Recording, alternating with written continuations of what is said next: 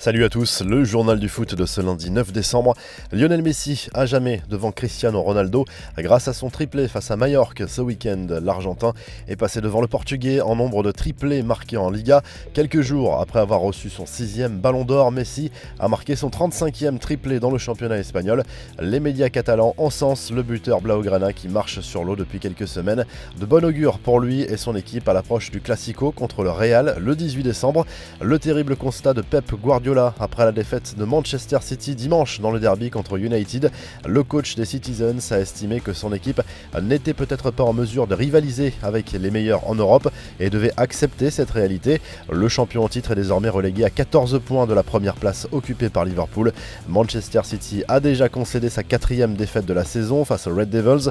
C'est ce à quoi nous devons faire face contre des équipes comme Liverpool, Manchester, le FC Barcelone, le Real Madrid et la Juve. La réalité est que nous n'en sommes peut-être plus capable, a reconnu Guardiola qui a sans doute voulu piquer ses joueurs pour obtenir une réaction d'orgueil. Le suspense continue au sujet de l'avenir de Zlatan Ibrahimovic. L'issue de l'affaire ne fait plus aucun doute, Zlatan va revenir en Italie après son expérience américaine. Reste à savoir dans quel club. Selon la presse italienne, ils sont 3 encore en course, l'AC Milan, Bologne et Naples. Les rossoneri auraient toujours un temps d'avance sur la concurrence selon le Corriere dello Sport, mais le salaire réclamé par Mino Raiola pour son joueur a pour l'instant refroidi les prétendants. L'officialisation serait toutefois imminente selon le journal. Quelques infos en bref, après la victoire de l'AC Milan à Bologne dimanche soir en Serie A, 2 supporters se sont disputés un short lancé en tribune par un joueur. L'un d'eux est dans un état grave à l'hôpital selon le site internet de la Gazzetta dello Sport.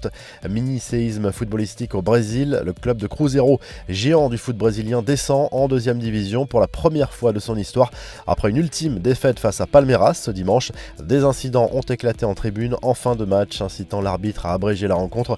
Beaucoup plus de légèreté avec l'attaquant lyonnais Memphis Depay qui a dévoilé sur les réseaux sociaux ce qui semble être un extrait de son nouveau clip de rap. Brillant depuis le début de la saison, le néerlandais apprécie particulièrement le milieu du rap et ses codes et le montre régulièrement sur les réseaux sociaux. Samuel Eto'o lui aussi apprécie la musique et dans un autre style. Sur son compte Twitter, le Camerounais jeune retraité a teasé un futur événement auquel il va participer fin décembre. L'ancien footballeur devrait être le principal protagoniste d'un concert sobrement appelé Eto'o and Friends.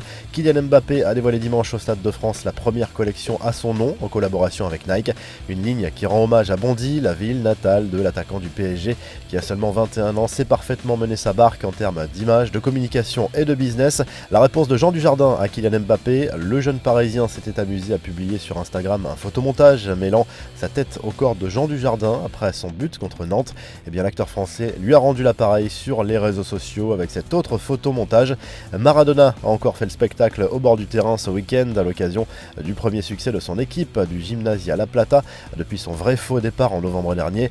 Maradona est décidément le roi de l'exubérance en Argentine où il multiplie les séquences insolites, à l'image de cette scène sur laquelle on voit l'Argentin tomber à la renverse après une occasion manquée par son équipe. La revue de presse, le journal L'Équipe revient sur le succès de l'OM 3-1 contre Bordeaux dimanche soir au Vélodrome. Les Olympiens ont renversé les Girondins en seconde période et confortent encore un peu plus leur 2e place. En Espagne, le journal AS se penche déjà sur la stratégie à adopter pour le Real Madrid de Zinedine Zidane afin de contrôler un Lionel Messi en pleine forme lors du prochain Classico Barça-Real. De son côté, le Mundo Deportivo évoque le futur mercato du Barça.